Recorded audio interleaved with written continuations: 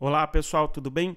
Bem-vindos então mais uma vez ao canal Respeita a Geografia. Eu sou o professor Éder falando com vocês. Mais uma vez, prova do barro branco. Dessa vez, uma questão de geografia e uma questão de história, a fim de olharmos o gabarito e eventualmente como proceder na questão do recurso. Recurso para duas questões, eventualmente aí, segundo muitos alunos nos questionam sobre a possibilidade de mudança de gabarito, com a qual eu concordo, em especial na questão de geografia. Vamos observar.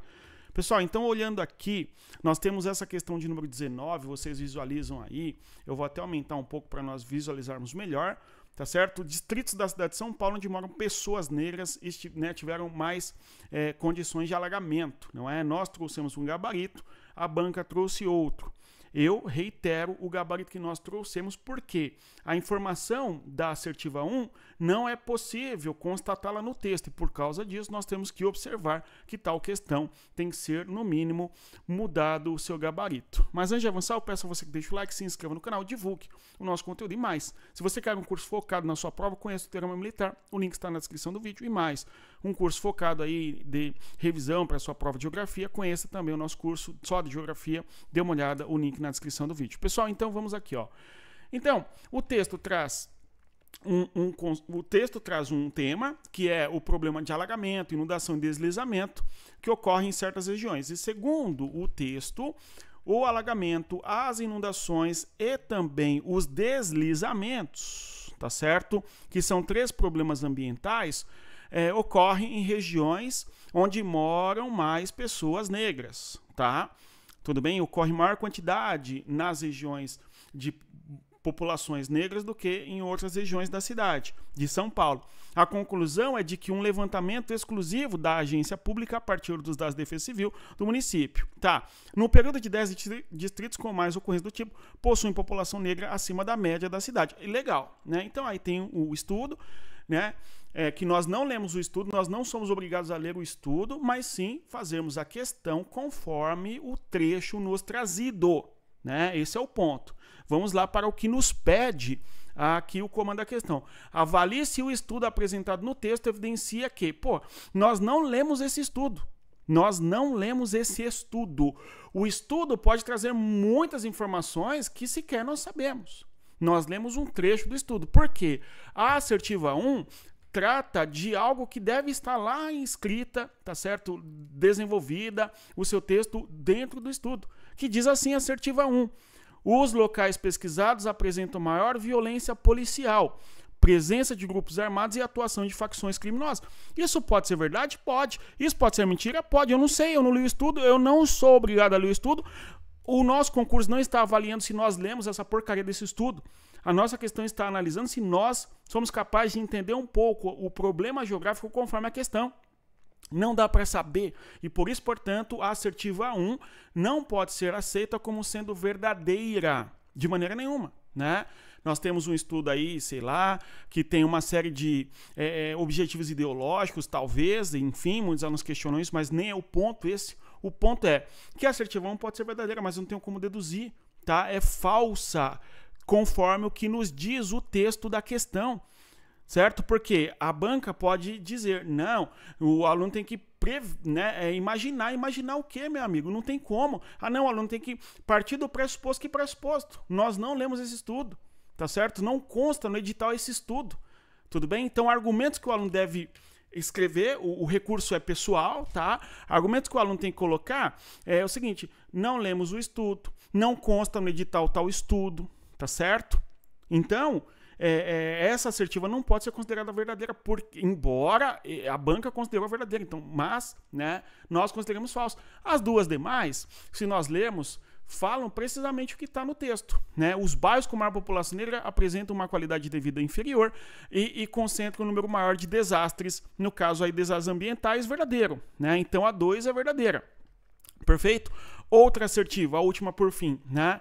A situação de racismo ambiental dessas áreas se manifesta por meio da desproporcionalidade na exposição de impactos ambientais negativos. Ok, legal, né? O conceito aí do chamado racismo ambiental sendo exemplificado no texto, tá bom? Tá certo? Agora, em nenhum momento, né, a assertiva 3 seria verdadeira, em nenhum momento o texto nos permite concluir que a assertiva 1 é verdadeira. no estudo, deve estar lá falando sobre do gênero, trazendo estatísticas, etc. Porém, né? Porém, o texto da questão não nos permite. Por isso que o gabarito que eles nos trouxeram como sendo AE, nós temos que impugnar e dizer que não. O gabarito correto, condizente com o texto da questão, é o gabarito letra C de casa, tá? O resto é só propaganda ideológica. Tudo bem? Então aí assertiva 1, falsa, segundo o texto, 2 e 3 verdadeiras, tá certo? Então escreva aí o seu recurso. Outra questão, a questão de número 1, que trata sobre a questão da história, tudo bem? A questão número 1, muito pertinente a alguns comentários, embora eu vou falar com vocês sob a minha perspectiva também, assim como eu fiz com outra questão, a questão 18, não é? Da prova nossa de geografia. Vamos lá. Questão 1. Nas primeiras décadas do século XX, ele fala primeira década do século XX. Pessoal, em termos históricos, o século vai começar, o século XX, em 1901. Tudo bem? E vai se estender até o ano 2000, tá? Né? Isto é o que nós chamamos de século XX. Existe toda a lógica matemática para que o século XX comece no ano de 1901, porque o século I começa no ano 1 da era cristã, do mundo comum, da era comum, digamos, tá certo? Porque o Cristo não nasceu no ano 0, ele nasceu no ano 1. Então, de 1 até 100, nós temos o primeiro século. De 101 a 200, nós temos o segundo século e assim por diante, ok? Então, o século XX começa em 1901. Essa é uma questão histórica, cronológica, tudo bem? Então, em termos de cronologia, este é o argumento, perfeito? Este é o argumento, né? Agora, vamos observar o que falou a questão, né? Ele quer que nós analisemos as instituições, ok, importantes no campo da cultura e da ciência, marcadas pela criação de instituições voltadas para... né? Ele fala que criadas durante o começo do século XX. O começo do século XX. O aluno vai entender que é após 1901, né? Após 1901, legal, né? Vamos ver. O Instituto Geográfico Histórico, criado para coletar e divulgar documentos importantes para a história do Brasil, além de incentivar o estudo e a valorização da história do Brasil, isso é verdadeiro, tá? Ele não pede verdadeiro ou falso, mas isso é uma informação verdadeira. Tá? O Instituto Histórico Geográfico e Brasileiro, criado em 1808, com a chegada da família real no Brasil. Tá? A família real chega ao Brasil em 1808 e o Dom João VI cria uma série de instituições, inclusive esse, né? Aliás, né? Esse, desculpem-nos, é criado em 1838, tá? 1838, eu me excedi um pouco, né? Vamos lá, 1838. Tudo bem? Já é contexto ali do Brasil independente, 1838, e havia necessidade de que o Brasil discutisse uma história brasileira, uma história nacional e coisa do gênero. Por isso a criação desse instituto, que inclusive é inspirado, tá certo, no Instituto Histórico da França, tudo bem?